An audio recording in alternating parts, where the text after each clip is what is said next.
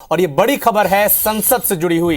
एक और एमपी और छत्तीसगढ़ में 5 राज्यों में विधानसभा चुनाव की तैयारियां चल रही हैं, तो दूसरी ओर विपक्षी दलों के गठबंधन इंडिया की मुंबई में बैठक है और इसी बीच केंद्र सरकार ने संसद का विशेष सत्र बुलाया है। अभी हाल ही में खत्म हुए मानसून सत्र में अविश्वास प्रस्ताव को लेकर जबरदस्त हंगामा देखने को मिल रहा था और अब 18 से 22 सितंबर तक संसद का विशेष सत्र होगा और इस विशेष सत्र के दौरान 5 बैठकें होंगी। संसद के विशेष सत्र में क्या मायने हैं, इसी को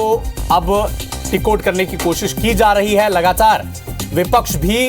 जो बैठक होनी है इंडिया गठबंधन की 31 यानी आज और कल के बीच, और इसी बीच केंद्र सरकार ने 18 से 22 सितंबर तक संसद का विशेष सत्र आहूत किया है। तो इस विशेष सत्र के दौरान 5 बैठकें होंगी और विपक्ष की तरफ से लगातार जिस तरह से कहे जा रहे हैं कि 2023 के आखिरी में विधानसभा चुनाव है, मध्य प्रदेश, राजस्थान, छत्तीसगढ़, तेलंगाना 5 राज्यों में विधानसभा चुनाव होने हैं और इस साल के आखिरी में भी 2024 में भी आम चुनाव होने हैं। इससे ठीक पहले मानसून सत्र हाल में ही खत्म हुआ है और फिर विशेष सत्र बुलाने की जरूरत क्यों पड़ी, दरअसल सवाल यही है और इसी बात को लेकर पूरे देश में इस विषय पर विमर्श हो रहा है। तो एक बड़ी खबर आपको बता दें, संसद का विशेष सत्र आहूत करने की क्या प्रस्ताव रखा गया है। 18 से 22 सितंबर तक संसद का विशेष सत्र होगा जिसमें 5 बड़ी बैठकें भी होंगी और इस जो विशेष सत्र को, इनकी 5 जो बड़ी बैठकें हैं, इन्हें अब चुनाव से जोड़कर भी देखा जा रहा है। तो इस साल के आखिरी में जिस तरह से 5 राज्यों में विधानसभा चुनाव है और 2024 के में संभावित तौर पर कहा जा रहा है कि वहां सरकार के 5 साल का कार्यकाल खत्म होगा, तो क्या तय समय पर चुनाव होंगे या फिर उससे पहले चुनाव हो सकते हैं, क्योंकि लगातार पश्चिम बंगाल की मुख्यमंत्री और इंडिया गठबंधन की एक सक्रिय सदस्य ममता बनर्जी, उन्होंने दावा किया था कि सरकार चुनाव पहले करा सकती है, हो सकता है। कल ये उद्धव ठाकरे ने भी प्रेस कॉन्फ्रेंस में कहा, शरद पवार ने भी प्रेस कॉन्फ्रेंस में कहा, संजय राउत जो शिवसेना के सांसद हैं उन्होंने भी ये बात कही थी। तो संसद का विशेष सत्र पर इस जो खबर है, इस पर छत्तीसगढ़ और मध्य प्रदेश में इसका क्या असर होगा, इसी खबर पर भोपाल से हमारे साथ हमारे सहयोगी ब्रिजेश जैन जुड़े हुए हैं। ब्रिजेश, ये खबर जिस तरह से 18 से 22 सितंबर तक संसद का विशेष सत्र रखा गया है, इसका अब मध्य प्रदेश में होने वाले विधानसभा चुनाव पर क्या असर होगा, तफसील से बताएं।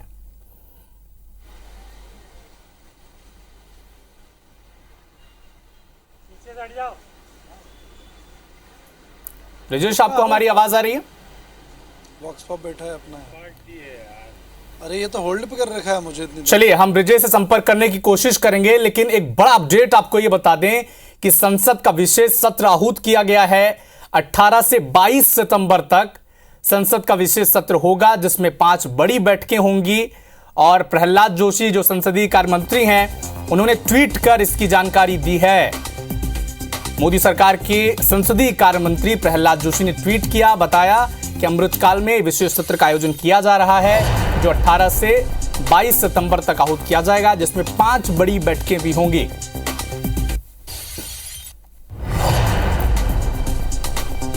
एक बड़ी खबर आपको बता दें, संसद में विशेष सत्र बुलाया गया है और ये जो विशेष सत्र है संसद का, ये 18 से 22 सितंबर के बीच होगा और इस विशेष सत्र के दौरान 5 बड़ी बैठकें होंगी।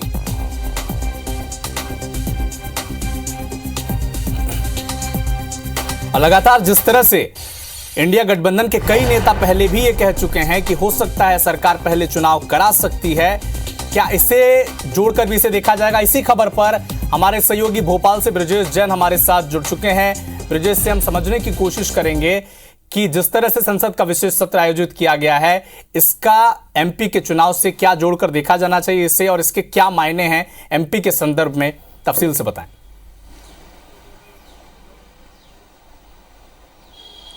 बिल्कुल, देखिए 5 राज्यों में चुनाव है जिसमें मध्य प्रदेश, छत्तीसगढ़ जैसे अहम राज्य भी हैं जहां पर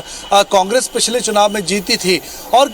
बीजेपी की अगर हम बात करें तो मध्य प्रदेश में बीजेपी की सरकार है, छत्तीसगढ़ में कांग्रेस की सरकार है। लेकिन अगर हम संसद के सत्र की बात करें तो अभी अभी वर्षाकालीन सत्र खत्म हुआ है, आगे शीतकालीन सत्र आने में अभी 3 महीने का वक्त है, दिसंबर नवंबर में होता है। लेकिन चुनाव के पहले केंद्र सरकार ऐसी कई ऐलान करने वाली है, कई प्रावधान करने वाली है, कई कानून बनाने वाली है जिनका सीधा इफेक्ट मध्य प्रदेश और छत्तीसगढ़ के चुनाव पर पड़ेगा, जिसमें कॉमन सिविल कोड यूसीसी कानून सबसे बड़ा मुद्दा है। केंद्र सरकार इस पर लगातार राय मशवरा कर रही थी, कानूनविद कानून बनाने का काम कर रहे थे और पूरी मुझे लगता है कि इस पर काम पूरा हो चुका है बीजेपी का। और इसीलिए बीजेपी सरकार, मोदी सरकार इस यूनिफॉर्म सिविल कोड को चुनाव के पहले लाना चाहती है। और यही वजह है कि बीजेपी और केंद्र सरकार के की मांग के बाद जो है नोटिफिकेशन जारी हुआ है, 5 दिन का ये विशेष सत्र बुलाया गया है। और ऐसे कई कानून हैं, 10 लगभग कानून हैं जो इस पूरे सत्र में लाए जाएंगे और जिसके बड़े मायने चुनाव से जोड़कर देखे जा सकते हैं।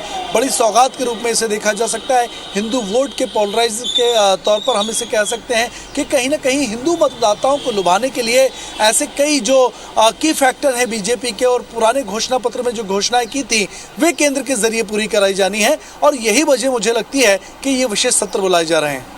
ब्रजेश, जिस तरह से प्रधानमंत्री मोदी जून के आखिरी सप्ताह में जब भोपाल आए थे और जुलाई के पहले सप्ताह में जब वो शहडोल आए थे, तब भी उन्होंने जो पसमानदा मुस्लिम्स की बात की थी, आपने जो बात कही कि यूसीसी बिल ला सकती है, तो ये मास्टर स्ट्रोक हो सकता है बीजेपी का कि चुनाव से पहले विशेष सत्र आयोजित किया जाए, विधानसभा चुनाव से पहले, और उन मुद्दों को छुआ जाए, उन विषयों को छुआ जाए जिससे एक बड़ा वोट बैंक प्रभावित हो, उनकी तरफ रिझाने की कोशिश।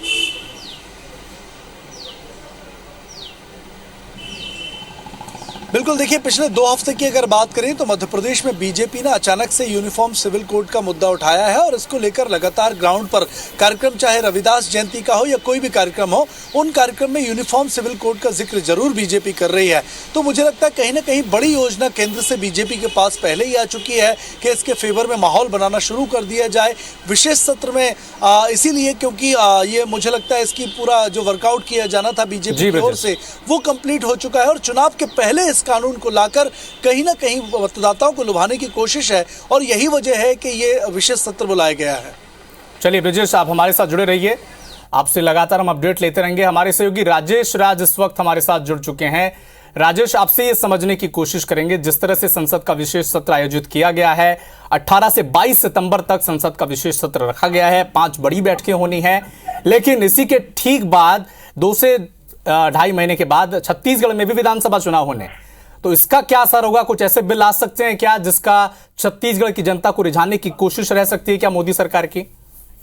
देखिए, पूरे संकेत ऐसे ही है, जिस बात की आप चर्चा कर रहे हैं, जिस बात को संकेत नजर आ रहे हैं, दरअसल होना वही है। इस विशेष सत्र में ऐसे आप उम्मीद करिए कि कुछ ऐसे बड़े फैसले होंगे जो मोदी सरकार के, जो वो हार्ड फैसले कहते हैं कि हम अर्थव्यवस्था मजबूत करने के लिए कुछ कड़े फैसले लेते हैं और जिसमें कहीं ना कहीं आम लोगों के हित पिस जाते हैं, जैसे वो महंगाई का मुद्दा हो जाए, चाहे फ्री बीज का कोई मुद्दा हो जिसपे लगातार सरकार अगेंस्ट में रहती है। हो सकता है कि इस विशेष सत्र में कुछ ऐसी घोषणाएं हो जो मास को बेनिफिट करे या मास को अपनी ओर खींचे। अभी आपने देखा कि 2-3 दिन पहले ही सिलेंडर के दाम 200-300 रुपए कम किए गए हैं, वो भी इसी कड़ी में समझा जा रहा है। तो उसके बाद चूंकि इस 2.5-3 महीने के बाद में 5 राज्यों में विधानसभा चुनाव होने हैं और उस चुनाव को देखते हुए ये कहा जा सकता है कि ये कुछ अहम फैसले होंगे जो मास लेवल पे प्रभावित करे और माना ही यही जा रहा है कि इसके बाद, इस विशेष सत्र की बैठक के बाद में आचार संहिता चुनाव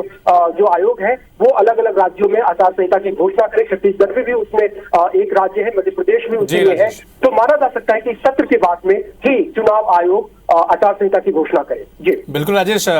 जिस तरह से आप बता रहे हैं कि अगर विशेष सत्र हुआ है और अगर इसमें कोई ऐसा बिल लाया जाता है जिससे एक विशेष वर्ग को या जो हितग्राही बड़े वर्ग हैं उसे अगर रिझाने की कोशिश की जाती है तो उसके बाद आचार संहिता लागू करने की भी बात सामने आ रही है। शुक्रिया राजेश और भोपाल से ब्रजेश, आप दोनों का इस तमाम जानकारी के लिए।